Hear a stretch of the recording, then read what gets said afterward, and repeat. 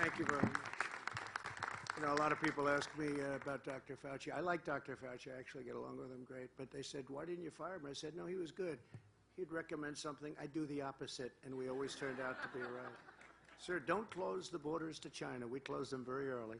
Get no credit for anything, but these are minor details. Any questions? Christina? Yes. Thank you very much. Well, I chose you. Go ahead, please. Thank you, sir. So what is the possibility of a settlement prior to trial? Because obviously any court ruling in your favor, and you've laid out a very compelling case, anything prior to a court ruling would certainly limit everybody else who's not in the class. We're not looking for a settlement. We don't expect a settlement. They fight, and they fight hard. They've never had anything like this, and they've never had a team of very attractive-looking people in every way. Look at that. That's quite a legal team. That's like from a picture. But they are a very effective, much more importantly, legal team. So we're not looking to settle. We don't know what's going to happen, but we're not looking to settle. Thank you, Christina. Thank you, sir. Yeah, please, go ahead. President. So we were talking about privately held companies that have been censoring. What's your position on public broadcasting, NPR, who also seem to be filling the same kind of role for a certain It's such a great question. They are terrible. They are terrible. And it's not only what they say, it's what they don't say. For instance, I was informed that there are record numbers of murders took place this weekend. Record numbers. They don't even talk about it on NBC and CBS and ABC and NPR.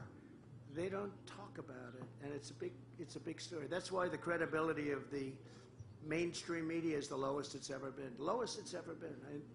And you know, I hate to take credit for this, but I'm very proud of the fact that I exposed them for what they are.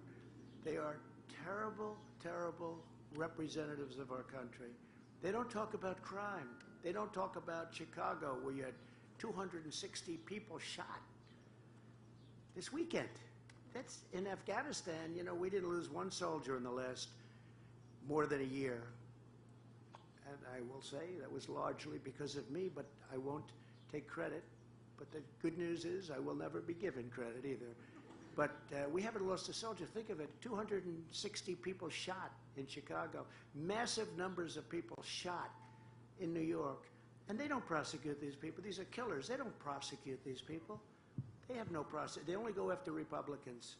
It's a terrible thing that's happening in our country, and a very dangerous thing, and a very good question. Please, please, Rob. How you doing? How do you fight the argument that these are private companies? They can be as liberal as they want to be.